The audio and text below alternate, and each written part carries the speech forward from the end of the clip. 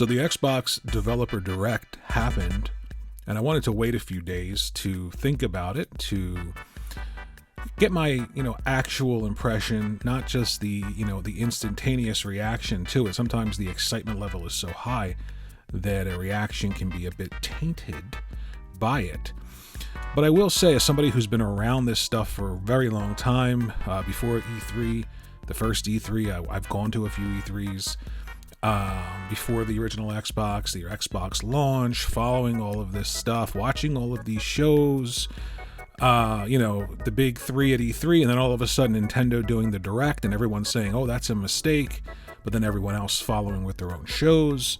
I can say, pretty confidently, for me anyway, that this was the best show that Microsoft and Xbox have ever put on. I have never seen a show that just hit, like one after the other after the other. Everything was interesting. Everything looked really fun and creative. Some of the stuff was just shocking, like out of left field, and we're going to talk about that. But overall, this is just the best show that I can remember ever seeing Xbox put on. So right off the bat, they started with the surprise game, which I didn't see coming. I thought that was pretty smart of them to do that. And it was a new Ninja Gaiden 4, which is co-developed by Team Ninja and Platinum Games. This looks absolutely incredible. The big takeaway for me was that they stayed true to the heart and the soul of what Ninja Gaiden is. So it's visceral, it's fast, and it's brutal. And they left all of that in an era where things are being censored. You're seeing the slicing and the dicing and the blood.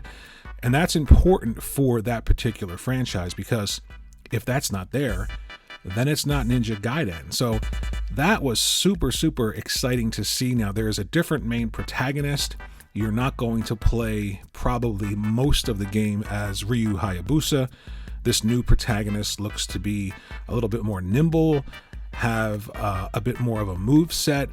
So that was the only thing that I was a little bit disappointed. I'm kind of like, you don't need to replace Ryu Hayabusa, but I understand it. It's a new game in the series. It's a new entry, and maybe they're looking to just bring in new people or reintroduce these characters in a way that is a little bit more interesting to people who don't know anything about Ryu Hayabusa. Now, he's still in the game, and it looks like they're paying homage to him, and you do play as him. But it's just super interesting. It looked really good. And the big surprise then was Ninja Gaiden 2 Black was being remade in Unreal Engine 5 and dropped that day. Shadow dropped into GamePass. This kind of stuff is just super exciting. I love when stuff like this happens, and I can't remember anybody else really doing this other than Microsoft. The last time that I can remember a Shadow drop was Hi-Fi Rush. And now you've got Ninja Gaiden 2 Black, and I've been playing it, and it looks amazing. It is brutal, but you can set the difficulty, which I love, and it just feels so good. It's a gamer's game. It's a throwback to when video games were about giving you cool things to do, cool things to see, really cool characters. It just feels so good to play. That was an incredible way to open a show. Then they went on to South of Midnight, which I think looks amazing. I wasn't too sure about this one, but the more I see of it, especially at the show, I want to explore this world. I love the stylized nature of everything that they're doing here. I did see some people who were confused about the stop motion animation, thinking that it's slow down. I don't know how you make that mistake if you've been playing games for any length of time, but it is stop motion. Think about, the old Seventh Voyage of Sinbad movies. Ray Harryhausen made movies like that with stop motion animation, the Cyclops fighting Sinbad. And then they showed more of the town that you're in and the history and the culture. And I just want to walk through these environments and explore. And it looks like it's equal parts action and adventure, which is very exciting to me because I love those really quiet, slow times in games where you can just sort of exist in the world and explore, take in the environments, and everything just looks so good to me. Cannot wait to play South of Midnight. Of course, Doom, the Dark Ages looked phenomenal. I love the fact that there is a difficulty slider in there for old people. Trust me, When you get up there, you'll understand. It's why I don't play Souls games. But you can tailor the difficulty. You can even slow the game down or speed it up according to your own skill set, and I think that is fantastic. Now, I love the fact that they said the different Doom games started out as you being able to jump and shoot, and then you're being able to platform and do all these acrobatic things. And this game focuses in on you just being a tank, going from point A to point B, destroying everything in your wake, using that shield. The shield reminded me of the Lancer from Gears of War with the chainsaw on it. Still looks incredibly cool. I love that idea of just being a tank and destroying things. I don't need to jump, I don't need to skip, I don't need to hop, I just need to go through you. And I think that's going to feel incredible. So they just went from strength to strength to strength. So next up, they had Claire Obscure Expedition 33, I believe is the name of it. And this one really, really interests me because it looks like a traditional turn-based JRPG. And I'm not a big turn-based fan, but there's an action turn-based element to this game that they talked about. And what I really was interested in was the fact that they mentioned that they were interested in more of a realistic look to those older Final Fantasy games while keeping that sort of gameplay mechanic and expanding upon it. And I think it looks incredibly interesting. It was one of those standout games to me graphically that I've seen in a while.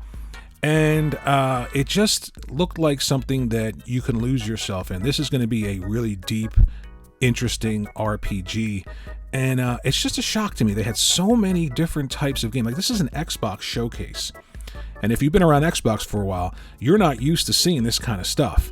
So we went from, you know, an action hack and slash huge IP from the past, Ninja Gaiden, brand new game, and a shadow drop game. Then we went on to something really unique, South of Midnight, with stop motion animation. I can't remember a game ever using that graphical technique. I'm sure there has to have been one over the years. I just can't remember. So that makes it incredibly interesting to me. The platforming looks really fun. I'm a huge fan of platforming. Then we went to Doom, The Dark Ages, which looked, again, incredible. And then we ended it up with a Western slash Eastern styled J action RPG that looked incredible. So all of these games are dropping into Game Pass day one. You can also purchase them on Xbox if you want to for a discount if you're subscribed to Game Pass, or if you're not subscribed to Game Pass and you have an Xbox, you can just purchase them.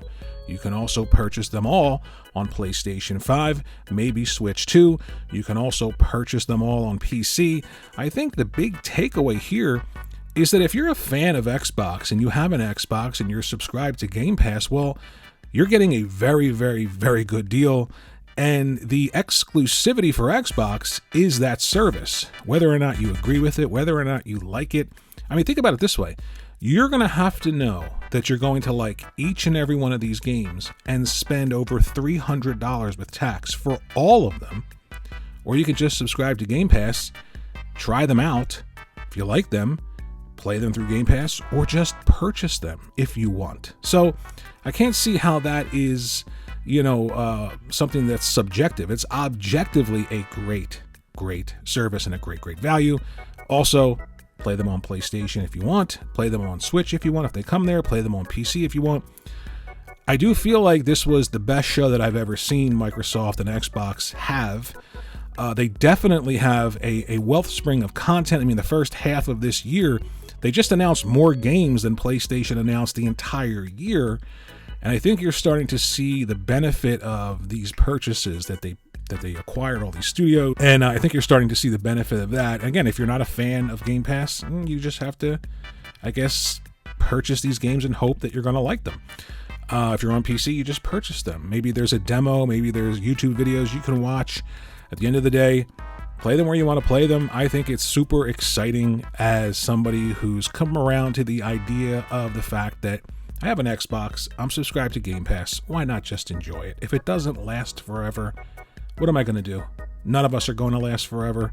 Just enjoy what's going on here. Best show I've ever seen Microsoft pull off.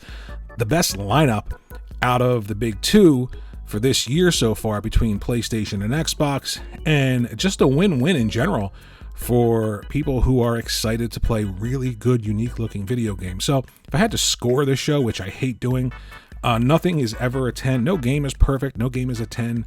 No system is a perfect 10. Nothing. I would say this is a solid 9. This is easily a solid 9. This is nowhere near an 8.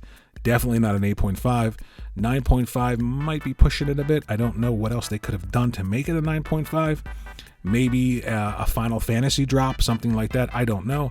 But this is the best Xbox-related content show that I've ever seen. It's a great time to be excited if you own an Xbox. If you don't and you're on PlayStation, there are a lot of great games coming from Xbox. If you're one of those people that said you would never buy Xbox games because they're terrible, well, you got to look at yourself in the mirror now and ask yourself, are you going to spend $300 for all of these games? And if you are, you know what you are. Thanks for watching the video. I'll see you in the next one. Think about liking and subscribing, and enjoy your video games wherever you play them.